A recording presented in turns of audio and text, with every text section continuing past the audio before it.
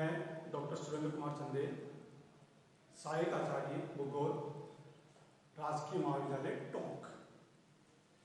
आज का अपना अध्ययन बिंदु है मानव भूगोल में मानव भूगोल के सिद्धांत। मानव भूगोल में मानव भूगोल के सिद्धांत। जैसा कि अपन जानते हैं कि मानव भूगोल में जो अध्ययन किया जाता है उसमें प्रोफेसर जेम्स वुंश ने मानव भूगोल के दो महत्वपूर्ण सिद्धांत बनाए हैं। उसमें पहला सिद्धांत है परिवर्तनशीलता या क्रियाशीलता या कार्यकलाप का सिद्धांत, और दूसरा सिद्धांत है पार्थिव एकता या सार्वभौमिक एकता का सिद्धांत। आज अपन चर्चा करेंगे परिवर्तनशीलता या क्रियाशीलता या कार्यकलाप के सिद्धांत के बारे में। आज चर्चा करेंगे कि क्या होता है परिवर्तनशीलता या क्रियाशीलता या कार्यकलाप का सिद्धांत। जैसा कि अपन जानते हैं कि परिवर्तन जो है लगातार होने वाली प्रक्रिया है और परिवर्तन प्रकृति का नियम है। प्रकृति की हर वस्तु में परिवर्तन होता रहता है और परिवर्तन अच्छे भी होते हैं, परिवर्तन बुरे भी होते हैं, परिवर्तन उन्नति की ओर भी होते हैं, परिवर्तन अवनति की ओर भी होते हैं। प्रकृति की यानी प्रकृति की कोई भी वस्तु स्थिर नहीं है। इससे यह स्पष्ट हो जाता है कि परिवर्तनशीलता प्रकृति का नियम है। परिवर्तनशीलता या क्रियाशीलता प्रकृति का नियम है। तो ये जो परिवर्तन है ये होते रहते हैं, हर वस्तु में होते रहते हैं, चाहे वो जड़ हो, चाहे वो चेतन हो, चाहे वो स्थिर हो, चाहे अस्थिर हो, सब में परिवर्तन होता है। परिवर्तन अच्छे बुरे दोनों प्रकार के होते हैं।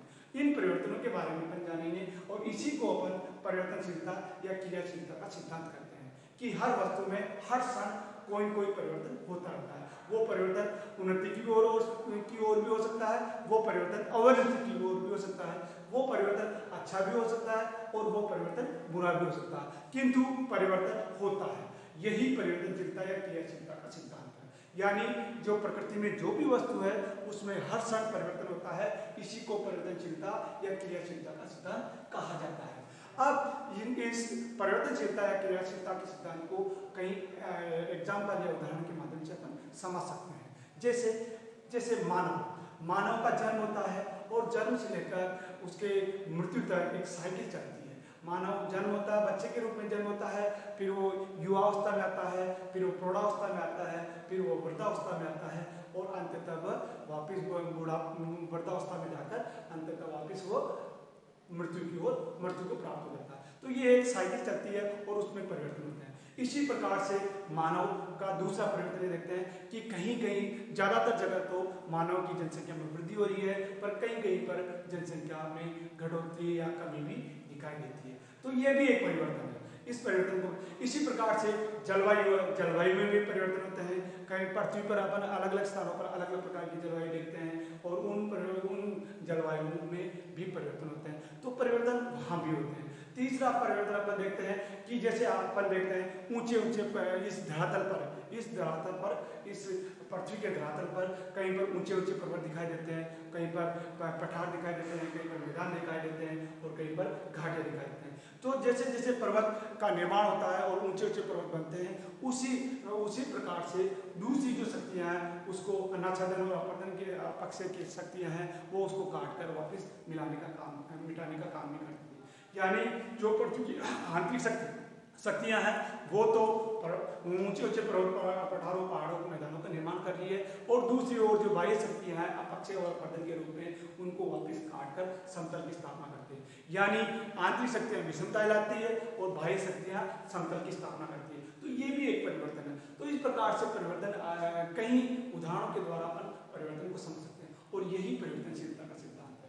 तो आगे प्रोफेसर जेम्स वुंश ने इस परिवर्तनशीलता के सिद्धांत को दिखाते हुए, समझाते हुए, बताते हुए ये बताया कि इन परिवर्तनों के लिए दो शक्तियां प्रमुख रूप से उत्तरदायी है और उन्हीं दो शक्तियों के कारण ये परिवर्तन अपन को पृथ्वी पर की अलग अलग वस्तुओं में अलग अलग परिवर्तन दिखाई देते हैं। ये दो शक्तियां हैं, भौतिक शक्तियां और जैविक शक्तियां। भौतिक शक्तियां या प्राकृतिक शक्तियां जो प्रकृति द्वारा निर्धारित है, भौतिक शक्तियां जो भौतिक कारणों से होती है, उन्हीं से परिवर्तन होते हैं, उनको अपन भौतिक शक्तियां कहते हैं। ये भौतिक शक्तियों के परिवर्तन के रूप में अपन देखते हैं कि प्राकृतिक या भौतिक परिवर्तन कैसे होते हैं, उसके लिए उत्तरदायी है पृथ्वी की बाह्य और आंतरिक शक्तियां। पृथ्वी की बाह्य और आंतरिक शक्तियां, ये पहला कारण है जो इनके परिवर्तन के लिए उत्तरदायी है। दूसरा सूर्य ताप, ये भी परिवर्तन के लिए उत्तरदायी है।